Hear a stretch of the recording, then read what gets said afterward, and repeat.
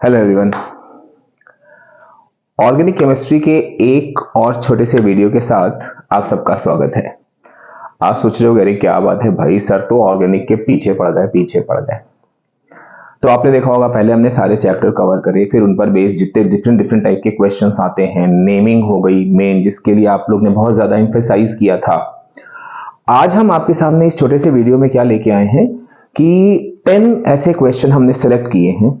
हमने नहीं सेलेक्ट किए, मतलब हमने 10 ईयर से निकाले हैं और सारे क्वेश्चन कवर कर दिए हमने। आप देखोगे इन 10 क्वेश्चंस में पूरे पेपर में जिस टाइप के क्वेश्चन आते हैं, whether they are observation based or they are give balanced equation or fill in the blanks or define whatever it may be type of question, her type का question organic से जरूर पूछा जाता है। Observation भी organic से पूछे जाते हैं। तो हमने इस टाइप से सोचा कि छोटा सा एक सारे टाइप के क्वेश्चन, क्योंकि कभी कभी होता है ना कि हम अपने हर वीडियो में बोलते हैं कि अक्सर होता है कि आपने पूरा चैप्टर पढ़ लिया, पेपर देने बैठे कुछ टाइप के क्वेश्चन ऐसे ट्विस्ट करके आ गए कि आप नहीं कर पाए। तो इस टाइप से अगर आपको मालूम होगा पहले से कि कौन कौन से टाइप के क्वेश्चंस ऑर्गेनिक में से पॉसिबल हैं, आ सकते हैं, तो एक छोटी सी कोशिश करी है। चलिए देखते हैं। हेडिंग डालते हैं 10 क्वेश्चंस। 10 क्वेश्चंस और टॉपिक लेते हैं आपका वही अपना ऑर्गेनिक केमिस्ट्री। अच्छा, एक चीज हम पहले आपको बता दें कि ऑर्गेनिक केमिस्ट्री, इसमें हमने इक्वेशंस कवर नहीं करी हैं। इक्वेशंस के लिए एक छोटा सा अलग से वीडियो बनाएंगे जिसमें आप देखोगे कि टोटल मेरे ख्याल से 12 या 15 इक्वेशन टोटल बन के आ रही हैं, जो लास्ट मतलब पास्ट 10 ईयर में पूछी गई हैं। आपको अरे सर 10 ईयर में जो है 12 इक्वेशंस ना, लेकिन वो अलग अलग नाम से, सेम इक्वेशन अलग अलग नाम से पूछी गई है। तो उसका एक सेपरेट वीडियो हम बनाएंगे जो आप तक पहुंचाएंगे, क्योंकि हम नहीं चाहते कि कोई वीडियो बहुत लंबा हो, आप बोर हो जाओ और एकदम से सारी चीजें मैस हो जाएं। ऐसे अलग अलग टाइप से टॉपिक्स पढ़े होंगे तो आपको पढ़ने में आराम रहेगी। तो 10 क्वेश्चंस में हम पहला क्वेश्चन लेके आते हैं। अच्छा, इस पहले क्वेश्चन से पहले अगर हम एक छोटा सा क्वेश्चन आपसे पूछे कि बेटा ये बताओ एस्टरिफिकेशन क्या है, आप कहोगे अरे sir reaction of ethanol and ethanoic acid in presence of conc sulphuric acid. हमने कहा ठीक है। हमने कहा इसका ऑब्जर्वेशन बताना, आपने कहा सर स्वीट फ्रूटी स्मेल। हमने कहा बैलेंस इक्वेशन लिखो, आपने इक्वेशन लिख दी, सब कुछ कंप्लीट कर दिया। लेकिन अभी जो हम क्वेश्चन लिखने जा रहे हैं वो है तो बेस्ड इसी एस्टरिफिकेशन पर, लेकिन आप देखोगे इसका कैसे फॉर्म चेंज होके आ गया। तो चलिए स्टार्ट करते हैं। उन्होंने क्वेश्चन दिया आपका कि एक कंपाउंड है, अ कंपाउंड, और कंपाउंड का इन्होंने दे दिया एक सिंबल X। कंपाउंड है X। अब इस टाइप के क्वेश्चन किया compound this when heated with, या तो प्रैक्टिकल केमिस्ट्री से आते हैं या आपके एनालिटिकल केमिस्ट्री से आते हैं। लेकिन यहां पर आप देखो ना, इस क्वेश्चन को उन्होंने ऑर्गेनिक में मोल्ड कर दिया। A compound X having vinegar smell. अब विनेगर स्मेल से ही आपके दिमाग में आ जाना चाहिए कि अच्छा यहां कुछ एसिटिक एसिड की बात हो रही है। Compound X having vinegar smell when treated with ethanol, when treated with ethanol. अब आप ध्यान से देखते जाइएगा। अब देखो acetic acid reacts with ethanol, आपका हो गया भाई एस्टरिफिकेशन। लेकिन ये क्वेश्चन कैसे आया उस पर जरा नजर डालिए आप। इन प्रेजेंस ऑफ एन एसिड। अब हम कहें एसिड कौन सा, आप कहोगे कॉन्सेंट्रेटेड सल्फ्यूरिक एसिड, लेकिन आप देखो इस क्वेश्चन ने क्या दिया है, इन presence of N acid Z। अब एस्टरिफिकेशन मालूम है, देखो ना ये क्वेश्चन आप बड़े आराम से कर लोगे। Z gives a compound Y, gives a compound Y with fruity smell। आप कहोगे अरे सर इसका ऑब्जर्वेशन तो यहां दे दिया। हमने कहा हो सकता है कि अब नीचे उन्होंने क्वेश्चन कुछ और दिए हो, ऑब्जर्वेशन ना पूछे। अब उन्होंने पार्ट 1 में पूछा आपसे कि identify Y and Z। Second part में आप ध्यान देते जाइएगा क्वेश्चन में, सेकेंड पार्ट में right structural formula of y, sorry of z। अब आप देखो ध्यान से, अगर हम आपसे कहें, जैसे आपने मेरे स्ट्रक्चर वाले वीडियो देखे होंगे, उसमें आपने देखा होगा कि एथेनोइक एसिड कई बार आया है, यहाँ पे एथेनोइक एसिड है भी, लेकिन उन्होंने क्वेश्चन को यहाँ पे डायरेक्ट नहीं पूछा और आपकी नॉलेज भी चेक कर ली कि whether you are aware about the drawing structure और नॉट। तो आपका ये चीज भी कवर हो गया कि right structural formula of z, sorry of compound x, sorry x, क्योंकि z पे अभी दूसरा क्वेश्चन इन्होंने दिया हुआ है। और थर्ड पे आ गया आपका कि नेम अबव इक्वेशन। अब आप देखो बड़े आराम से आपका सारा क्वेश्चन हो जाएगा। अब वो कह रहे हैं identify y a compound x, यानी कि आपने दिमाग में दौड़ाया कि अच्छा ये हमारा विनेगर लाइक स्मेल है acetic acid, when treated with ethanol in presence of N acid z it forms a compound y। तो आपने क्या किया कि यहां पर ये आप रफ वर्क करके यहां पे अपना आंसर आराम से लिख सकते हो, क्योंकि आपको ये मालूम है कि भाई एस्टरिफिकेशन हमारा बिल्कुल रटा हुआ है, हम उससे रिलेटेड सारी चीज लिख लेंगे। तो आप उस इक्वेशन को फटाक से लिख लो। अब क्या हुआ, CH3COO C2H5 प्लस H2O, यही तो होती है कंप्लीट इक्वेशन। अब वो कह रहे हैं आपने अपने आंसर में क्या लिखा, आंसर में आपका आ गया y और z आइडेंटिफाई करना है। तो हमने कई बार आपको बताया है कि आइडेंटिफिकेशन में आप सिंबल भी लिख सकते हो, नेम भी लिख सकते हो। तो y, अब आपका देखो इस क्वेश्चन के अकॉर्डिंग क्या हुआ कि कंपाउंड x दैट इज ये गिव्स एसिड z, यानी कि ये गिव्स अ कंपाउंड y, यानी कि ये। तो आपको y और z आइडेंटिफाई करना है। तो आपने क्या किया, यहां पे आइडेंटिफाई किया CH3COO C2H5 और z आपका आइडेंटिफाई हुआ conc H2SO4। ठीक है भाई। अब कह रहे हैं कि स्ट्रक्चरल फॉर्मूला ऑफ y, तो ये तो आपका हो गया first part. Second part structural formula of y, तो आप देखो y यहां पर, sorry structural formula of x, x आपका है एसिटिक एसिड या एथेनोइक एसिड। तो आपको क्या करना है, यहां पर इसका स्ट्रक्चर ड्रॉ करना है C। अब आप ध्यान देना, स्ट्रक्चर वाले मेरे वीडियो में देखो हमने कहा था कि COOH, CHO और CH3, इन तीनों में प्रॉब्लम क्या होती है, बच्चा कंडेंस फॉर्म बना देता है। आपने ये बनाया फिर यहां पे जल्दी में COOH लगा दिया, ये काम नहीं करना है। यहां पे आप करोगे डबल बॉन्ड O और OH, ये डबल बॉन्ड आप कहीं भी लगा सकते हो, ये OH आप कहीं भी लगा सकते हो, लेकिन लिखोगे इसको इस फॉर्म में ही। तो अब आप देखो इसको अगर कंडेंस करो तो CH3COOH, ये आपका फॉर्मूला बन गया। अब जरा थर्ड पार्ट पे आते हैं, नेम द इक्वेशन। तो इक्वेशन का नेम भाई आपने क्या देखा कि इक्वेशन हमारी एस्टरिफिकेशन थी, क्योंकि स्वीट फ्रूटी स्मेल कंपाउंड वो आपके क्या होते हैं, एस्टर्स होते हैं, और ये रिएक्शन आपकी हो गई एस्टरिफिकेशन। तो ये हमारा पहला क्वेश्चन हो गया। अब आप देखोगे दूसरे वाले क्वेश्चन में, जैसे हमने बहुत सारे क्वेश्चन में देखा है, बेसिकली ऐसे जो हम अगला क्वेश्चन करने जा रहे हैं, बेसिकली ऐसे क्वेश्चन आपके स्टडी ऑफ कंपाउंड में आते हैं। एक टेबल दे देंगे पूरी और आपसे कहेंगे कि इस टेबल को कंप्लीट करिए, और अभी आप देखोगे जो हम टेबल बनाएंगे, आप 10 ईयर में देखना, ढूंढ लेना, पूरा 6 मार्क्स का क्वेश्चन आया है और सिंपल सी एक टेबल बनी हुई है बस, और उसमें आपको कंप्लीट करना है। अच्छा एक चीज और आपको बता दें कि कोई भी टेबलर क्वेश्चन हो तो वहां पे टेबल को कॉपी मत करिएगा। ये हम आपको इससे पहले वाले भी जो हमने एक दूसरा वीडियो बनाया था इंपॉर्टेंट क्वेश्चंस का, उसमें भी हमने आपको ये चीज बताई थी कि there is no need to copy the table. क्यों? उससे टाइम वेस्ट होता है। वहां पे आपको A B C 1 2 3 जो भी दिया हो उसके हिसाब से आप अपना आंसर लिख के 1 2 3 4 लिखते चले जाना और उनके आंसर फिल कर देना, जो अभी हम लोग यहां पर देखेंगे। अब आप देखो उन्होंने आपको टेबल में दिया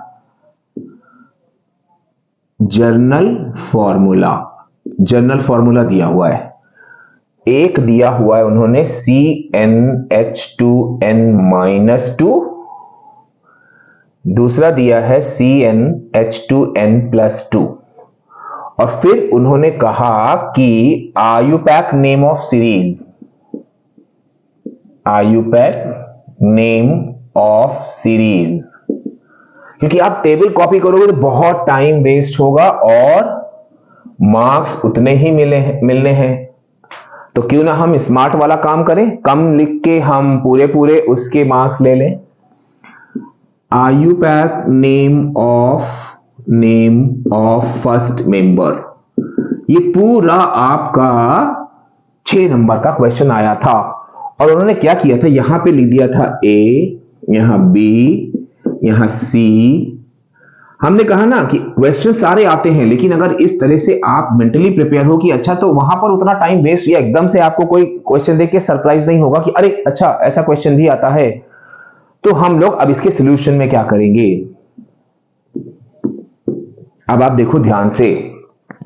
कह रहे हैं कि आयुपैक नेम ऑफ सीरीज, अब CnH2n-2, CnH2n+2 alkane, CnH2n-2 alkene, sorry alkyne, and CnH2n वो आपका एल्कीन होता था। तो यहां पर ए में आपने क्या लिखा अपने आंसर में, पहले ए बी सी डी डाल लेते हैं, सी डी ई और एफ।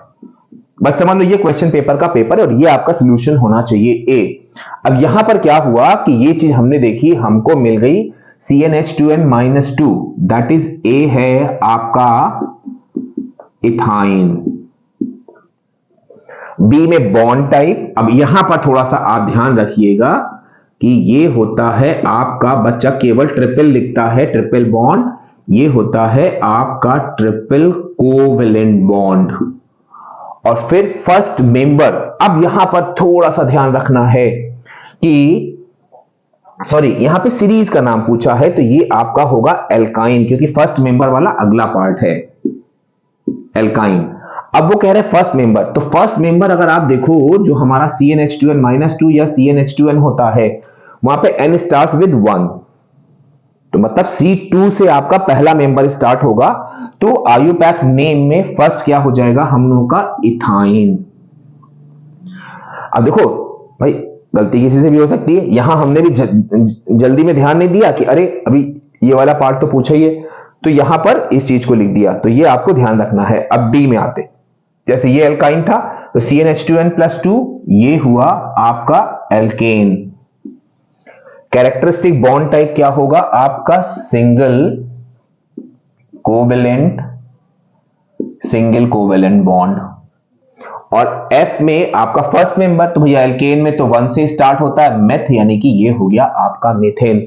तो ये हो गया आपका दूसरा क्वेश्चन, जिसमें आपने देखा कि जो टेबुलर वाले क्वेश्चन आते हैं वैसे क्वेश्चन भी आपके ऑर्गेनिक में पूछे जाते हैं। अब क्वेश्चन नंबर 3, अब सुनिए, हमने आपसे कहा कि बेटा ये बताओ आइसोमेरिज्म पूरी तैयार है। आप कहोगे अरे हाँ सर बिल्कुल अच्छे से तैयार है, और आपका वीडियो देखा था तो उससे और पक्का हो गया, पहले ही मालूम था लेकिन पक्का हो गया। हमने कहा अच्छा अब जरा एक क्वेश्चन देखना ध्यान से। होता क्या है, नॉर्मली क्वेश्चन आता है कि ड्रॉ 2 आइसोमर्स ऑफ दिस, लेकिन अगर हम आपसे कहें कि आइसोमर्स ऑलरेडी दिए हुए हैं, उसके बाद नीचे बेस्ड क्वेश्चन दिए हुए हैं, तो आप देखो वहां पर, यहां पे आपको आइसोमर्स ड्रॉ नहीं करने हैं। आइसोमर्स की बेसिक नॉलेज उन्होंने आपसे चेक कर ली कि आपको डेफिनेशन मालूम है कि नहीं मालूम है, कि व्हाई आइसोमर्स एग्जिस्ट ये सब मालूम है कि नहीं मालूम है। तो यहां पर उन्होंने आपको एक फॉर्मूला दिया H3C, C double bond CH2, और एक H इन्होंने यहां लगाया, ये CH3 लगाया, और एक H यहां लगाया, और एक H यहां लगाया। ठीक, 1 2 3 4 5, ये इन्होंने स्ट्रक्चर का नाम दे दिया A, और दूसरे स्ट्रक्चर को इन्होंने बनाया कि H3C5, और यहां लगा दिया डबल बॉन्ड, और बाकी सारे C को इन्होंने H से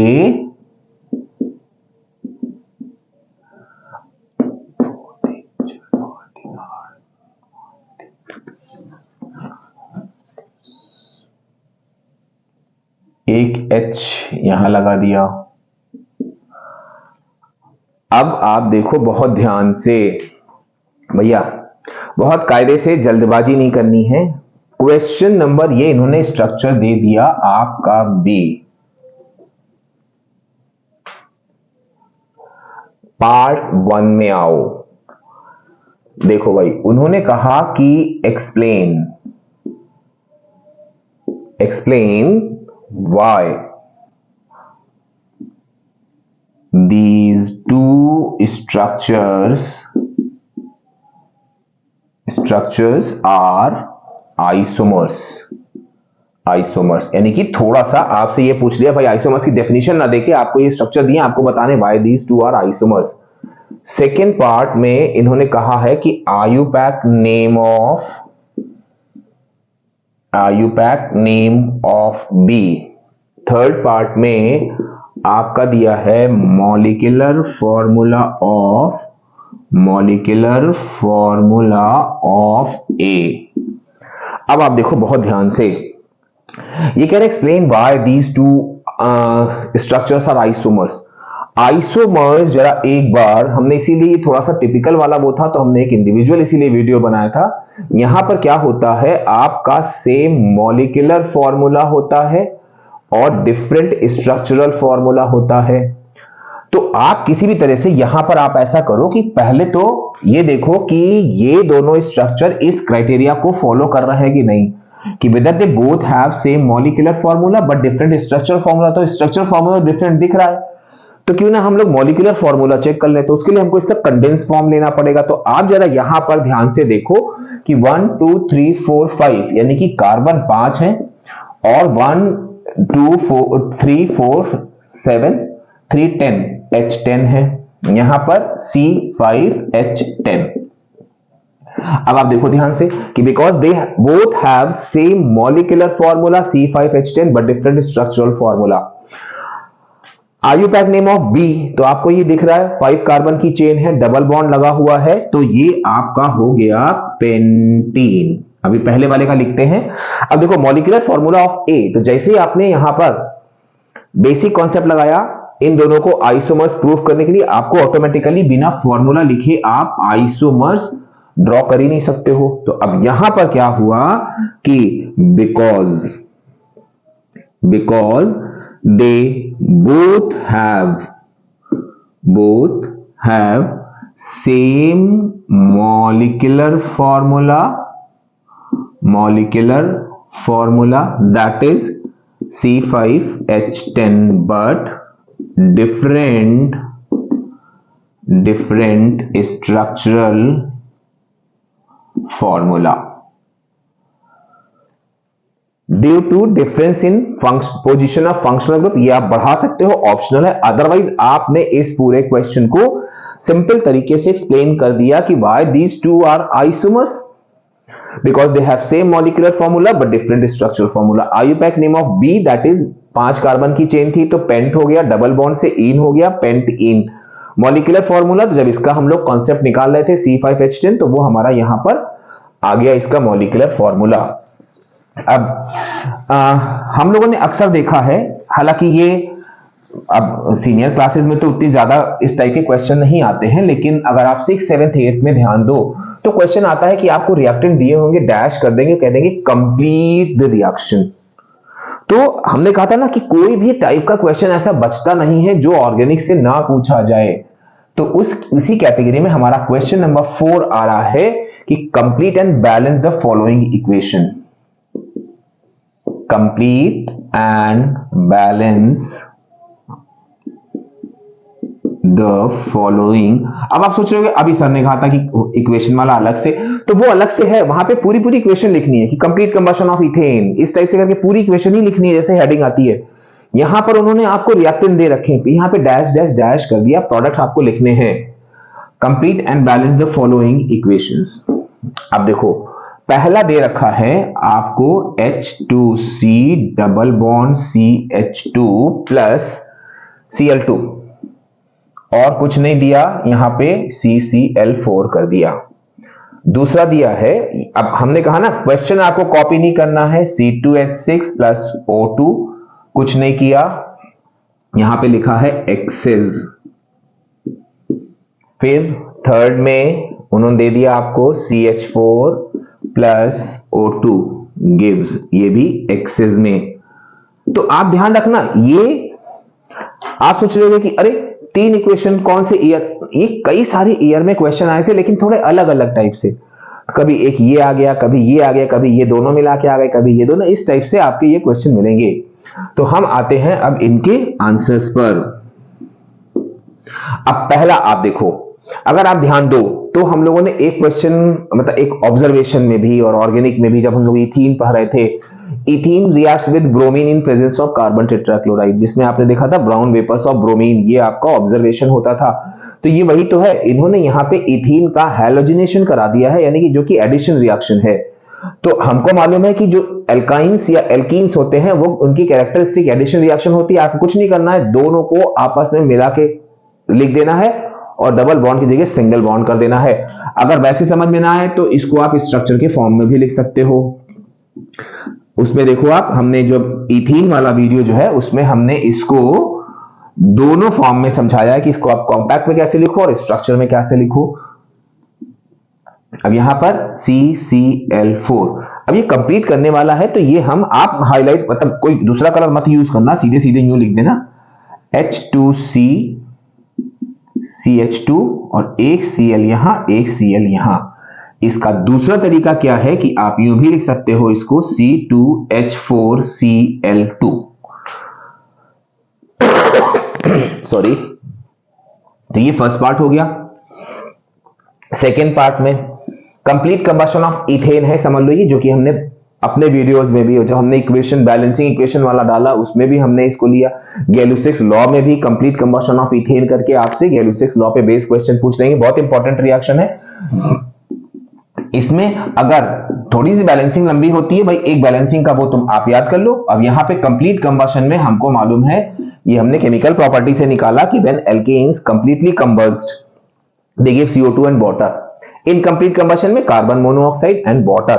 और इसकी बैलेंसिंग अगर आपको ध्यान हो तो हमने कहा था इसकी थोड़ी लंबी बैलेंसिंग आप याद कर लेना, 2 7 4 6, क्योंकि भाई 7 तक पहुंचते पहुंचते बच्चा थोड़ा सा परेशान हो जाता है, तो आप इसको याद कर लोगे ज्यादा ही अच्छा है। कंप्लीट कंबशन ऑफ एथेन में हमारा 2 7 4 6 बैलेंसिंग होता है। अब हम थर्ड पार्ट में आते हैं। अब देखो फिर से आप देखो यहाँ पे, ये भी आपका C2H4 मतलब hydrocarbon saturated, complete combustion mean CO2 and water vapour, केवल बैलेंसिंग की गड़बड़ है। तो आप अगर ये कॉन्सेप्ट मालूम है कि when hydrocarbon burns in presence of excess air या इन कंप्लीट कंबशन, तो आपको मालूम होना चाहिए कि प्रोडक्ट बनते हैं CO2 एंड वाटर। और क्या होता है कि जब हम इनकम्प्लीट कंबशन कराएंगे तो कार्बन मोनोऑक्साइड बन जाएगा। बस आप कुछ ना करो, सीधे सीधे जो है इसको बैलेंस कर दो। तो आपको बस यहां पर ध्यान रखना है कि एक्सेस दिया है या लिमिटेड सप्लाई ऑफ एयर दिया है। लिमिटेड सप्लाई ऑफ एयर दिया होगा तो आपका यहां पर क्या होगा, कार्बन मोनोऑक्साइड दोनों जगह बनेगा और वाटर तो बनता ही बनता है, फिर आप उस इक्वेशन को बैलेंस कर देना। तो एल्केन्स का complete combustion CO2 water, incomplete combustion carbon monoxide and water. बार बार बीच बीच में इन चीजों को हम रिवाइज कराते रहेंगे आपको।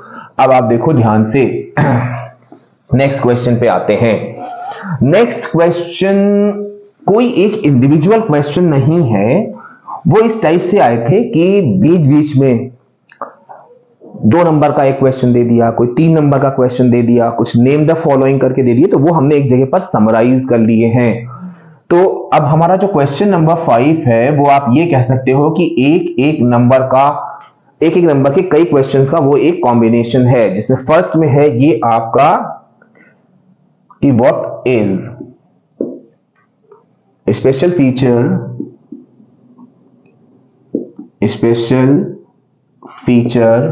Of structure of ethyne. बहुत सिंपल क्वेश्चन है। अब इथाइन अगर आपको ये नहीं मालूम है कि एल्केन्स में सिंगल बॉन्ड, एल्कीन्स में डबल बॉन्ड, एल्काइंस में ट्रिपल बॉन्ड, तो आप इस क्वेश्चन को अटेम्प्ट मतलब गलत कर सकते हो, मे बी पॉसिबल। तो यहां पर इसका आंसर क्या होगा कि इथाइन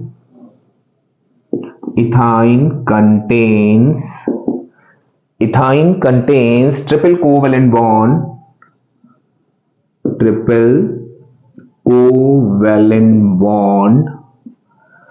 अब इतना ही लिख के नहीं छोड़ देना है, किसके बीच में, बिटवीन टू कार्बन एटम्स। अब देखो ना, ये नहीं कि भैया अरे चलिए छोड़िए सर एक ही नंबर का तो था, कोई क्या नहीं, एक एक नंबर की भी इंपॉर्टेंस होती है भाई।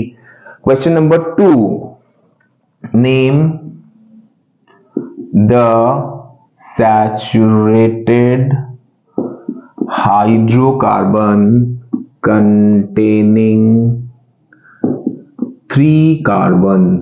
अब ये देखो बहुत सिंपल सा, अब नेमिंग डायरेक्ट ना पूछ के इन्होंने आपसे नेमिंग ऐसे पूछ ली। अब देखो 3 कार्बन है, मींस आपने क्या किया, 1 2 3 3 कार्बन सारे सिंगल बॉन्ड हैं, C3 से आपका हुआ मेथ एथ प्रॉप और सारे सिंगल बॉन्ड हैं तो एन लगाएंगे, लो जी इसका नाम बन गया प्रोपेन। तो यहां पर आपका आंसर क्या हो गया, प्रोपेन। सारे क्वेश्चन आपके बोर्ड में पूछे गए हैं तो ये आपका हो गया आंसर प्रोपेन। अब यहां पर थर्ड क्वेश्चन पे आ जाओ आप। लो अभी जो हम लोगों ने निकाला था एक्स वाई जेड का स्ट्रक्चर वो आ गया कि स्ट्रक्चर ऑफ एसिटिक एसिड। अब एसिटिक एसिड आपका एथेनोइक एसिड भी बोला जाता है तो आप उसको ध्यान रखना। तो आपने क्या किया, सी। अब एसिटिक एसिड और एथेनॉल और जो मिथाइल वाले हैं वो इसलिए भी इंपॉर्टेंट है क्योंकि उसमें बहुत ज्यादा बच्चे गलती कर देते हैं, कंडेंस फॉर्म लिख के और तुरंत नंबर जाता है कट। तो हम क्या करेंगे, डबल बॉन्ड और यहां लिखेंगे OH। फिर third part,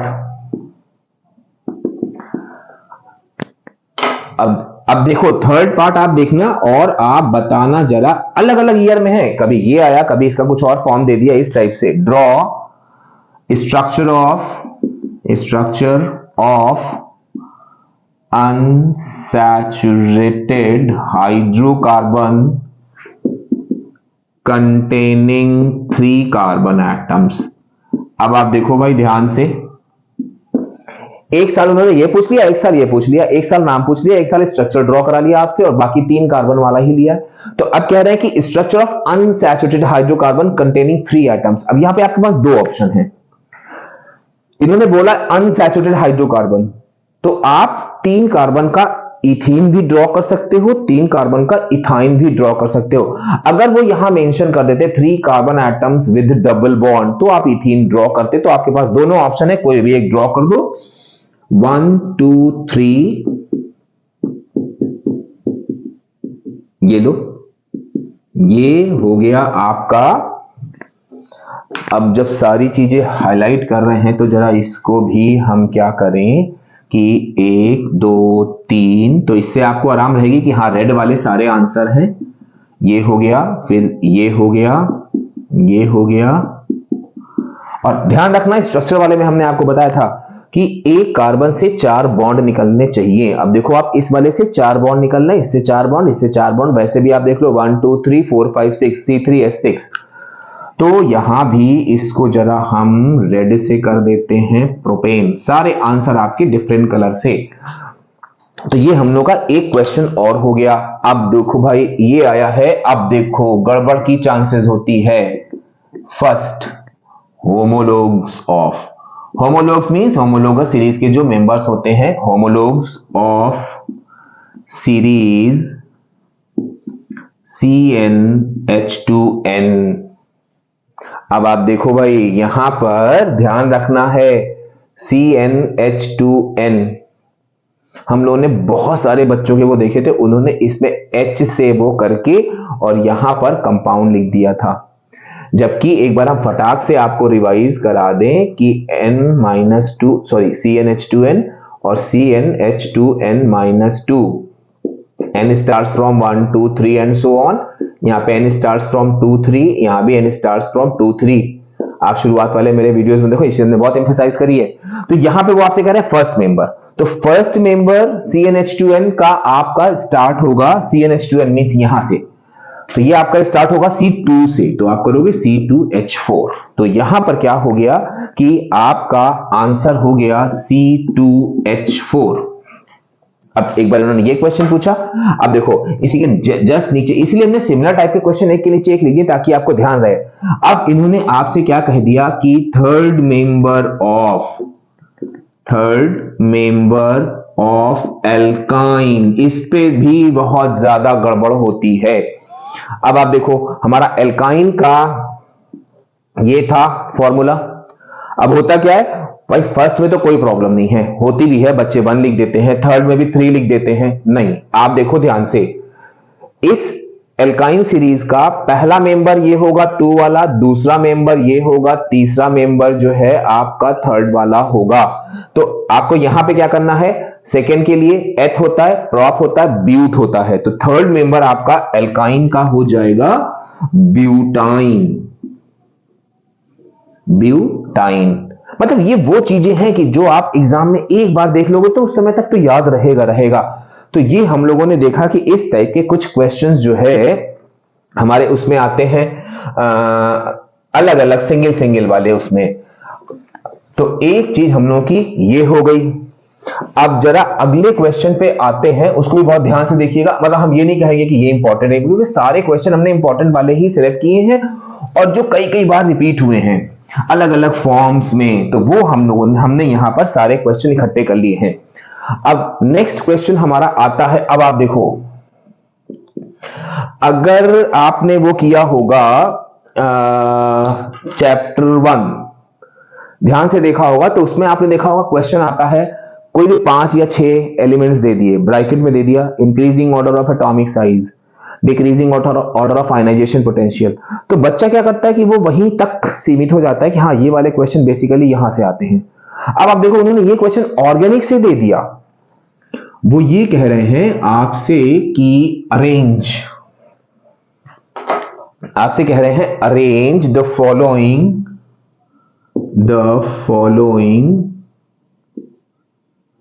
as per instruction given in the bracket।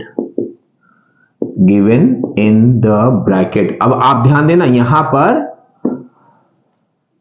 तीन बार ये क्वेश्चन आया है, लेकिन तीनों बार में आप देखोगे कितनी सिमिलरिटी है, 3 बार अलग अलग तरीके से आया था। एक ही एक नंबर में इन्होंने क्या दे दिया आपको, ethane, methane.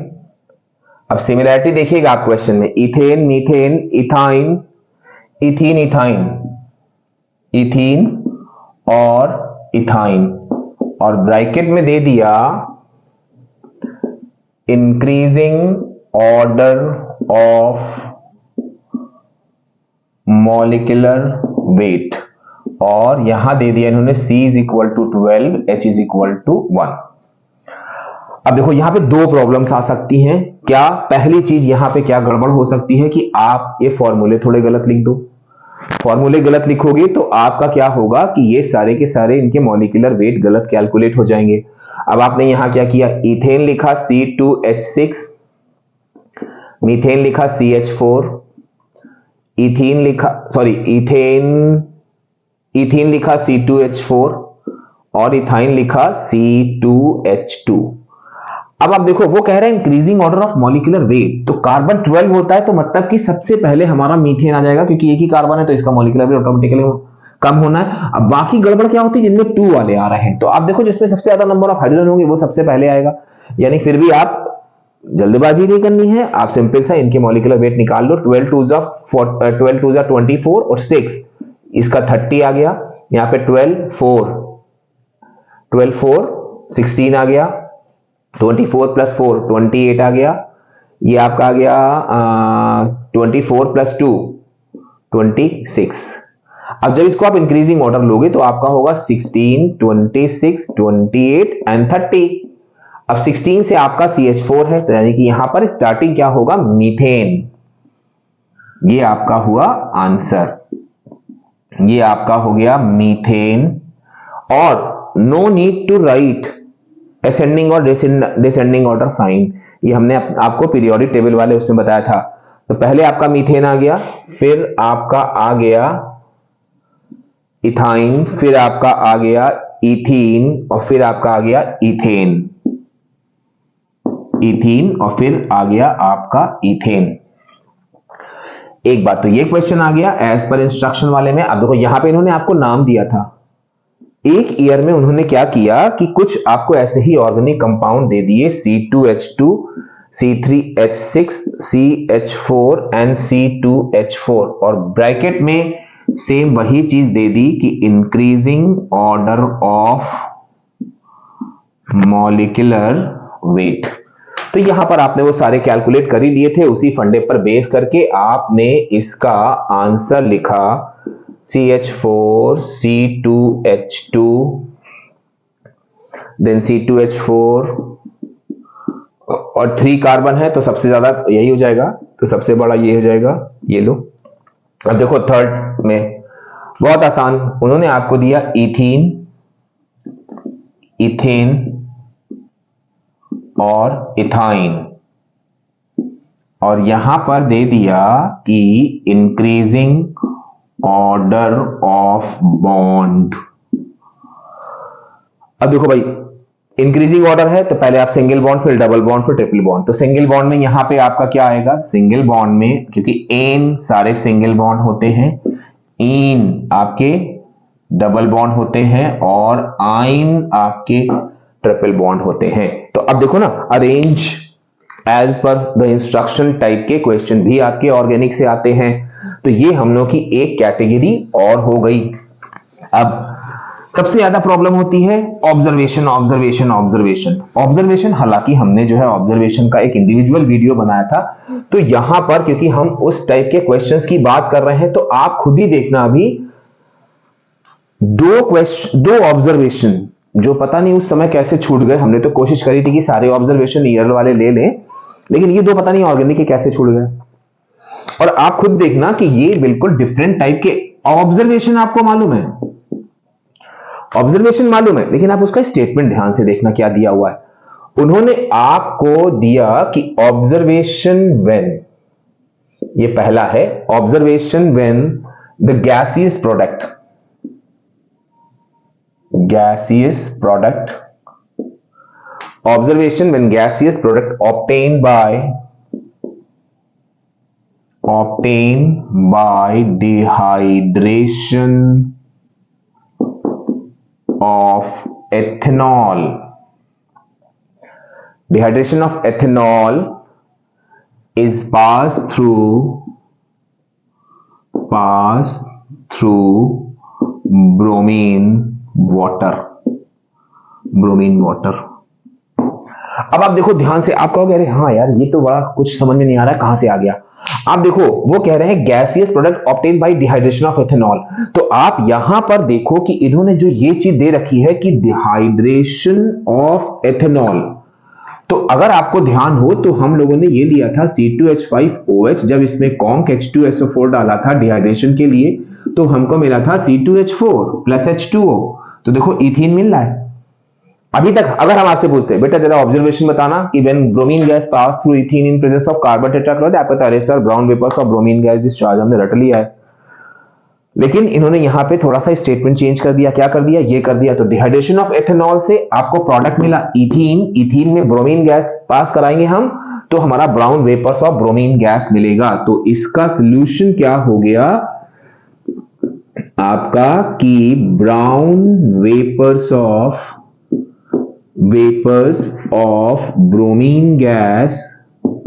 Bromine gas discharged. और अगर ध्यान हो इथाइन में हमने कहा था सेम ऑब्जर्वेशन लिखना होता है, लेकिन लिखना होता है एंटर्न्स कलरलेस इथाइन में, यहां इथीन था तो कोई प्रॉब्लम वाली बात नहीं हुई। अब सेकंड में उन्होंने दिया कि ऑब्जर्वेशन फॉर कंडेंसेशन ऑफ ये मतलब मोस्टली ज्यादातर बच्चे छोड़ देते हैं। कंडेंसेशन ऑफ इथेनॉल, आपने कहा हाँ सर ये कंडेंसेशन ऑफ इथेनॉल तो ये हम लोगों ने पढ़ा ही नहीं। हमने कहा अच्छा भैया जरा एस्टरिफिकेशन बताना। आप तो शुरू हो गए कि when ethanoic acid reacts with ethanol in presence of corn sulfuric acid, it gives sweet fruity smell compound which are known as ester, and reaction is known as esterification। हमने कहा भैया एस्टरिफिकेशन का ही दूसरा नाम आपका होता है कंडेंसेशन ऑफ इथेनॉल, यानी कि यहां पर जनरल टर्म अल्कोहल भी हो सकता है। तो यहां पर आपका क्या आएगा, कंडेंसेशन ऑफ एथेनॉल इसको हम लोग एस्टरीफिकेशन की डेफिनेशन में भी आप लिख सकते हो, अभी डिफाइन वाले क्वेश्चन में हम आप दिखाएंगे, या यहां पर रिएक्शन बिटवीन, सारे टर्म मालूम होने चाहिए, reaction between ethanoic acid and ethanol. तो अब इथेनोइक एसिड इथेनॉल रिएक्शन करते हैं तो क्या मिलता है आपको, स्वीट फ्रूटी स्मेल कंपाउंड। अब बाकी के जितने भी ऑर्गेनिक के ऑब्जर्वेशन थे, ऑब्जर्वेशन टाइप में आप देखना, हमने इसीलिए बैक से स्टार्ट किया था क्योंकि ऑर्गेनिक में गिने चुने ऑब्जर्वेशन है। उन्हीं गिने चुने ऑब्जर्वेशन में आपको मालूम है, हम आपसे कहते हैं ब्रोमीन गैस को पास कराया इथीन में इन प्रेजेंस ऑफ कार्बन टेट्राक्लोराइड, आप आराम से बोलते हैं ब्राउन वेपर्स ऑफ ब्रोमीन, लेकिन उन्होंने इस चीज को यहां घुमा दिया कि उस गैसियस प्रोडक्ट में आप बताओ कि जो आपने डिहाइड्रेशन ऑफ एथेनॉल से किया है उसमें अगर आप ब्रोमीन वाटर में पास करते हो तो क्या होगा। यहां पे इन्होंने एस्टरीफिकेशन के बारे में कुछ नहीं पूछा, reaction between ethanoic acid ethanol के बारे में पूछा, डायरेक्ट पूछ लिया उठा के कि state your observation for condensation of ethanol. तो आपको ध्यान रखना है condensation of ethanol is esterification, तो ये हो गया आपका। अब नेक्स्ट क्वेश्चन पे आते हैं, छोटे छोटे से ही क्वेश्चन है लेकिन आप देख रहे हो कहीं 1 नंबर के कहीं 2 नंबर के, इस टाइप के क्वेश्चंस आपके, और हर टाइप के क्वेश्चन आपके ऑर्गेनिक से आते हैं, ये चीज आप दिमाग में बिठा लो। अब आप नेक्स्ट देखो, ये कह रहे हैं अगला क्वेश्चन, छोटे छोटे क्वेश्चन है। अब देखो डिफरेंस वाला क्वेश्चन पूछ लिया, लेकिन डिफरेंस वाला क्वेश्चन बिल्कुल डिफरेंट टाइप से, differentiate between ethane and ethene by drawing their structural formula. अब देखो बहुत कॉमन मिस्टेक हम लोगों ने यहां पे ऑब्जर्व करी थी, बच्चों ने लिखा था ethane contains single bond, ethene contains double bond. No doubt बच्चे की नॉलेज में कोई कमी नहीं है, बच्चे ने ध्यान नहीं दिया, वो कह रहे हैं by drawing their structural formula, बस यही माइन्यूट चीजें ध्यान रखनी है। तो ethane means single bond, ethene means double bond, फिर don't forget to write H and count the bond of carbon. 1 carbon should have 4 bonds, तो वो आपके double bond, single bond, triple bond, और ये आपका आंसर हुआ। यहां आपने क्या करा, इथेन, यहां आपने क्या किया, इथीन। बस ये आपके स्ट्रक्चर ड्रॉ हो गए। अब नेक्स्ट क्वेश्चन पे आप देखो, अब नेक्स्ट क्वेश्चन भी मिलता जुलता इसी से है लेकिन थोड़ा उन्होंने डिफरेंट फॉर्म में पूछ लिया है। उन्होंने आपसे कहा ड्रॉ 2 आइसोमर्स ऑफ, अब आइसोमर्स वाले में भी ये हमने आइसोमर्स में तो केवल टॉपिक पढ़ाया था, आपको क्वेश्चंस कैसे आते हैं वो आप यहां पर देख लो। Draw 2 isomers of C4H10 and write IUPAC name of. अब आप देखो ध्यान से, यहां पे उन्होंने डायरेक्ट आयुपैक नेम ना पूछा आपसे, और इस तरह से क्वेश्चन पूछ लिया, IUPAC name of isomer which has branched chain। अभी आप देखोगे 2 मिथाइल प्रोपेन बन के आएगा, लेकिन 2 मिथाइल प्रोपेन अगर डायरेक्ट बनाना होता तो आप बना लेते, लेकिन इन्होंने क्वेश्चन को थोड़ा सा घुमा दिया। अब आप देखो 2 आइसोमर्स ड्रॉ करने हैं, तो C4 ये 4 कार्बन की आपने चेन बनाई, और एक बार काउंट कर लेना कि 10 हाइड्रोजन से सेटिस्फाई हो रहा है, नहीं ऐसा तो नहीं ये इथीन है, आपने इथेन ड्रॉ कर दिया हो।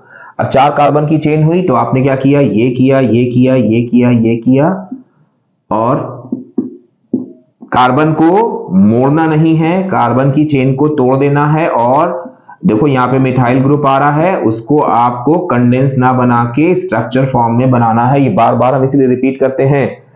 अब इसके नीचे आप नाम लिख दो 2 मिथाइल प्रोपेन, 2 मिथाइल प्रोपेन। अब देखो 3 मार्क्स का क्वेश्चन बड़े आराम से, एक आपका ये हो गया, एक आपका ये हो गया, एक आपका ये हो गया। सारे नाम लिखने की जरूरत नहीं भाई, ये तो आपको मालूम ही है कि मेथ एथ प्रोप ब्यूटेन दिया हुआ है, तो ये आपका एक क्वेश्चन हो गया। अब ये हो गया हम लोग क्वेश्चन नंबर 9। अब लास्ट क्वेश्चन पे आते हैं जिसमें हम बहुत ज्यादा टाइम नहीं लेंगे, केवल हम आपको ये बता दे रहे हैं कि हाँ भाई ऐसे ये क्वेश्चन भी आता है, क्योंकि उसमें जो चीजें पूछी गई हैं वो हम टाइम टू टाइम आपको बता चुके हैं। और वो आपका लास्ट जो क्वेश्चन नंबर आया वो आता है define.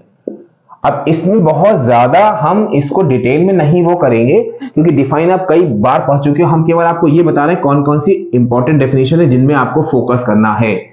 Number 1 isomerism, number 2 catenation, number 3 homologous series. ये कई बार डेफिनेशन पूछी गई हैं जो हम यहां पर मेंशन नहीं करेंगे क्योंकि आप मेरे वीडियोस देखो उसमें सारी हैं। बहुत लंबा वीडियो हो जाएगा क्योंकि स्ट्रक्चर में डेफिनेशन में तो आप जब बाकी के पास देखोगे तो वहां पर आपको डेफिनेशन मिल जाएंगी, अदरवाइज आप जो है वो बुक से वो कर लेना। फिर एस्टरिफिकेशन और ये है आपका ग्लेशियल एसिटिक एसिड। ये बहुत ही कॉमनली आस्क्ड जो है आपकी डेफिनेशंस हैं।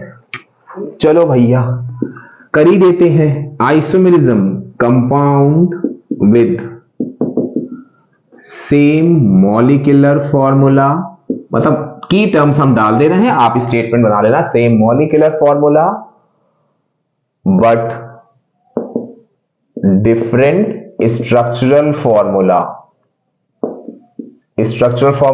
Are called isomers and the phenomenon is called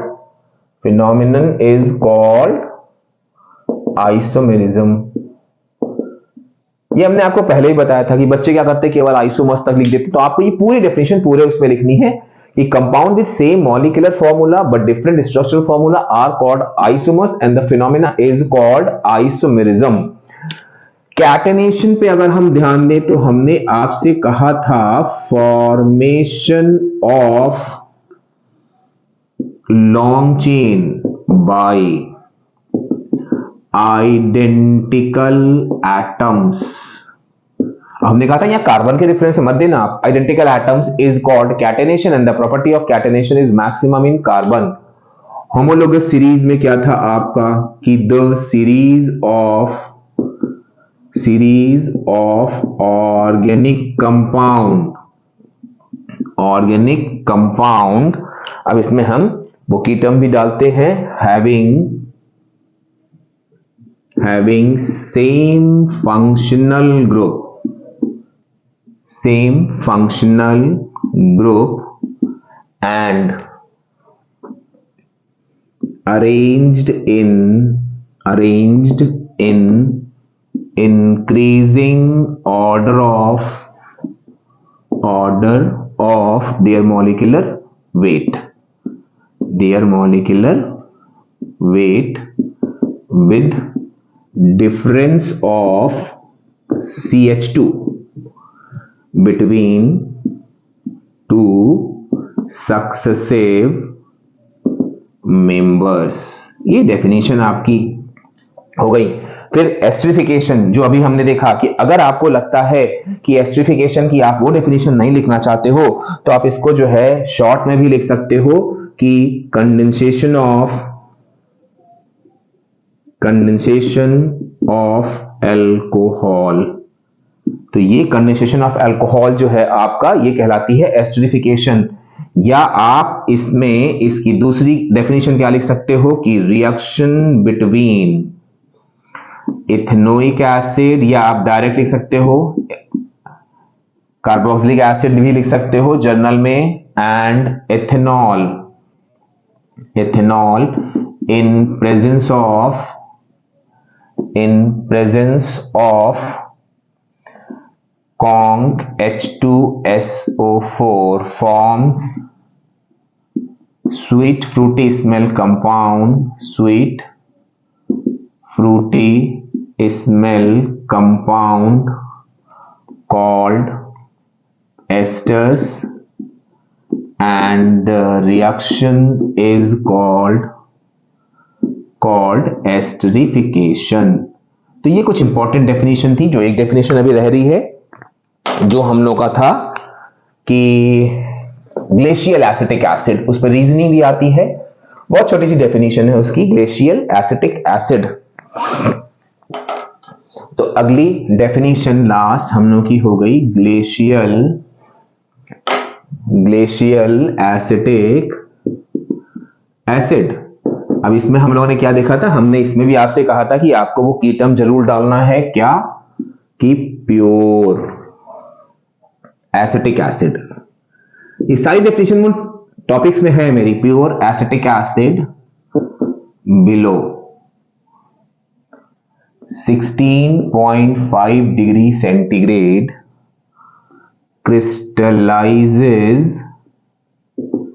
crystallizes out to give ice like, आप कैपिटल से ना लिखना, ये की टर्म है, बिल्कुल मेन ये जरूर लिखना, बाकी आप आइस लाइक क्रिस्टल्स इसीलिए हमने ये लिख दिया, आप अपना कर्सिव में लिख देना, हमने थोड़ा एम्फेसाइज करने के लिए। Ice like crystal, this is called glacial acetic acid. तो ये आपने देखा कि टॉप 10 क्वेश्चन थे जो अलग अलग तरीके से पूछे गए थे। तो हमें लग रहा है थोड़ा सा कॉन्फिडेंस आपका डेवलप हुआ होगा कि हाँ भाई इस तरह के क्वेश्चन भी हमें तैयार करने हैं और एग्जाम में देख के एकदम से आपको सरप्राइज नहीं होगा। बहुत जल्द ऐसे ही और वीडियोस लेके आपके सामने फिर आएंगे। Till then bye bye.